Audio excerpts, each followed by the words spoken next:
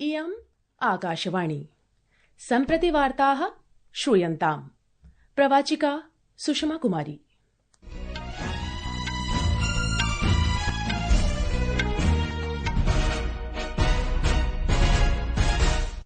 आदौ मुख्यवार्ताः। प्रधानमन्त्री नरेन्द्र मोदी सोमवासरे फ्रांस देशस्य 3 दिवसीय यात्रायै प्रस्थास्यति। अद्य लोकसभायां प्रवर्तमान आगामि वर्षाय च कृते सामान्य आय व्यय पत्रकस्य विषये चर्चा जाता। दिल्ली निर्वाचन मतगणना श्वः भविष्यति। कृषिमन्त्री शिवराज सिंह चौहानः अद्य EFPO इत्यस्मिन् विषये उक्तवान्। भारतीय रिजर्व बैंकेन अर्थव्यवस्थायां सुदृढीकर्तुं संवर्धयितुं च बलं प्रदत्तम्। अपि च 38तमीय सूरजकुण्ड अन्ताराष्ट्रिय शिल्पमेलकम् अद्य फरीदाबादे उद्घाटितम्। अद्य 42 देशानां 600 प्रतिभागिनः अत्र भागं निर्वहन्ति।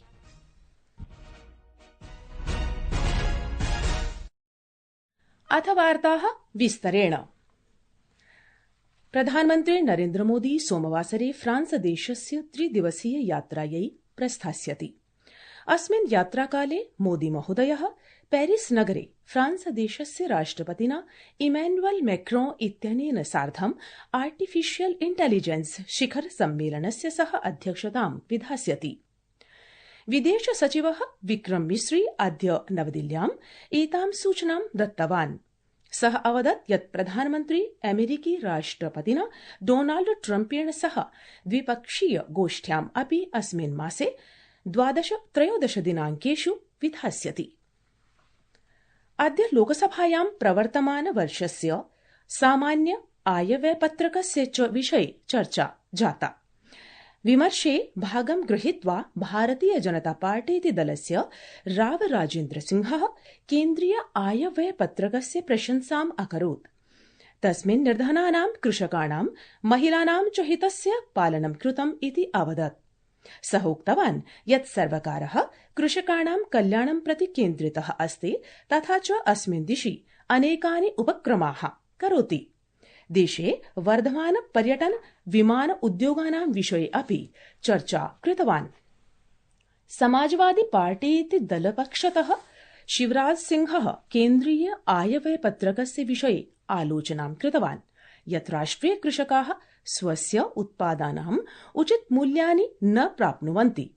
तृणमूल दलस्य अभिषेक बनर्जी LPG सिलिण्डर इत्यस्य मूल्यानां वृद्धेः विषयम् उत्थापितवान्।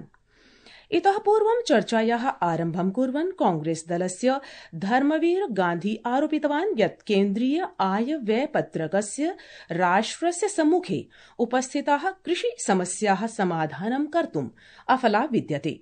तस्य उपरि चर्चा प्रचलति। दिल्ली निर्वाचन मतगणना श्वः भविष्यति। दिल्ली विधानसभा निर्वाचनस्य मतगणनायाः सर्वाः सज्जाः प्रपूरिताः सन्ति। मतदानस्य गणना प्रातः 8 वादनतः आरभ्यते। मध्याह्न 12 वादनपर्यन्तं परिणामः अपेक्षितः अस्ति। प्रथमं डाक मतपत्राणां गणना भविष्यति। तदनन्तरं EVM यन्त्राणां गणना भविष्यति। दिल्ली प्रदेशस्य मुख्य निर्वाचन अधिकारी R. एलिस वाज इत्यनेन उक्तं यत् दिल्ली प्रदेशे 11 जनपदेषु गणना प्रक्रियायाः कृते 19 गणना केन्द्राणि स्थापितानि सन्ति। अस्य कृते प्रायः 5,000 कर्मचारिणः अन्ये च सहायक कर्मचारिणः नियोजिताः प्रशिक्षिताः च सन्ति। निर्वाचन आयोगेन स्वस्य अन्तर्जालपटले www.eci.gov.in इत्यस्य माध्यमेन प्रवृत्तीनां परिणामानां च प्रसारार्थं सुदृढं पूर्णतया सुरक्षितं च आधारभूत संरचनं निर्मितमस्ति। मतगणना केन्द्रेषु 3-स्तरीय सुरक्षा व्यवस्था कृता अस्ति। आयोगस्य आरक्ष्य अधिकारिणां च नित्य निरीक्षणे सशक्त कक्षेषु EVM मतदान यन्त्राणि अपि स्थापितानि सन्ति। संस्कृतवार्तायाः संस्करणमिदम् इदानीम् आकाशवाणीतः प्रसार्यते। समामेव अयं कार्यक्रमः आकाशवाण्याः अन्तर्जालपटले www.newsonair.gov.in इत्यत्र अथ च न्यूज़ ऑन एयर चलदूरभाषीय तन्त्रांशेऽपि उपलब्धो भविष्यति। कृषिमन्त्री शिवराज सिंह चौहानः अद्य उक्तवान् यत् गतवर्षस्य अन्ते यावत् 4,300 कृषि उत्पादक संस्थाः FPO संस्थाः ई-अभिधान पोर्टल माध्यमेन पञ्जीकरणम् अस्य पोर्टल इत्यनेन माध्यमेन भवति। राज्यसभायां प्रश्नसमये पूरकप्रश्नानाम् उत्तरं दत्त्वा कृषिमन्त्री उक्तवान् यत् सम्पूर्णे राष्ट्रे अद्यावधि 10,000 FPO संस्थाः निर्मिताः सन्ति। किसान को उच्चतम मूल्य मिले और उच्चतम बोली लगे, वहां वो अपनी फसल बेच पाए। इनाम मोबाइल ऐप के माध्यम से किसान अपनी उपज के ढेर को चारों दिशाओं से फोटो खींच के पोर्टल पर डाल सकता है, जिसे खरीदार बोली लगाने के पहले देख सकते हैं कि कैसा है। इनाम ऐप के माध्यम से किसान अपनी उपज का लाट बना के अपने घर से ही अग्रिम पंजीकरण कर सकता है। भारतीय रिजर्व बैंकेन अर्थव्यवस्थां सुदृढीकर्तुं संवर्धयितुं च पर्श्वन्तरान्तरं नीतिगत रेपोदरं 25 आधार अंकैः सह अपचितं जातम्। अपि च दरमिदं 6.5% न्यूनीभूय सपाद 6% निर्धारितम्। रेपोदरम् एतादृशं कुसीददरं विद्यते ये भारते वाणिज्यिक बैंकं रिजर्व बैंकात् धनं ऋणरूपेण स्वीकुर्वन्ति। केन्द्रीय बैंकस्य गवर्नर संजय मल्होत्रा वर्येण मौद्रिक नीति समित्याः MPC एतस्याः 3 दिवसीय उपवेशनानन्तरम् अद्य मुम्बय्यां घोषणा इयं विहितास्ति। एतस्याः फलस्वरूपेण स्थायी निवेशित सुविधा SDF इत्यस्य दरं 6% मार्जिनल स्थायी सुविधा MSF दरं च 6.5% निर्धारितम्। इदं प्रवर्तमान आगामि वर्षाय च कृते विद्यते। प्रशासनेन अद्य प्रतिपादितं यत् जनजातीय क्षेत्रेषु स्वास्थ्य सुविधाः भद्रीकरणाय प्रशासनं विशिष्टं ध्यानं प्रददाति। लोकसभायां पूरकप्रश्नानां समुत्तरन् स्वास्थ्य परिवार कल्याण मन्त्री जगत प्रकाश नड्डा भणितवान् यत् केन्द्र राज्य प्रदेशानां सर्वकारः सक्रिय समर्थनेन विशिष्ट जनजातीय क्षेत्राणां प्रत्येकस्मिन् नागरिकाय श्रेष्ठ भद्रतां चिकित्सा सेवां सुविधां च सुनिश्चेतुं प्रयासरतो विद्यते। इतः प्राक् स्वास्थ्य परिवार कल्याण राज्यमन्त्रिणा अनुप्रिया पटेलेन प्रोक्तं यत् विगत 30 वर्षेषु मातृ मृत्युदरं MMR इति न्यूनीभूय वैश्विक स्तरे 42% संस्थिता जाता।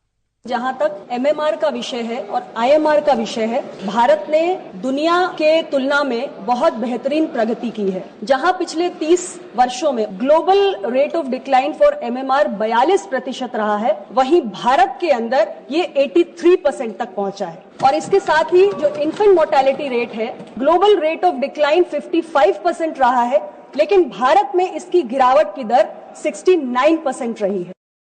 भारतदेशे च इदं 83% विद्यते। JP नड्डा वर्येण इदमपि प्रोक्तं यत् मातृ मृत्युदरं 69%तः वैश्विक स्तरे 50तमं न्यूनीभूता जातास्ति। प्रधानमन्त्रिणा अद्य प्रकाशितं यत् प्रकरणमिदम् आलक्ष्य प्रशासनेन बहवः सार्थक प्रयासाः अपि अस्मिन् दिशि उत्थापिताः। बिहार राज्यस्य NDA सांसदैः अद्य संसद् भवने प्रधानमन्त्रिणं नरेन्द्र मोदिनं मिलितवन्तः। सम्भाषणकाले भारतीय जनता पार्टी इति दलस्य सांसदाः केन्द्रीय मन्त्री गिरिराज सिंहः, राजीव रंजन सिंहः, चिराग पासवानः अपि उपस्थिताः आसन्। केन्द्रीय मन्त्रिणा गजेन्द्र सिंह शेखावतेन हरियाणा राज्यस्य मुख्यमन्त्रिणा नयाब सिंह सैनी वर्येण च अद्य फरीदाबाद नगरे 38तमीय सूरजकुंड अन्ताराष्ट्रिय शिल्प मेलके उद्घाटन विधा प्रपूरिता। वर्षेऽस्मिन् मेलके मित्र राज्यानि मध्यप्रदेश ओडिशा च वर्तेते।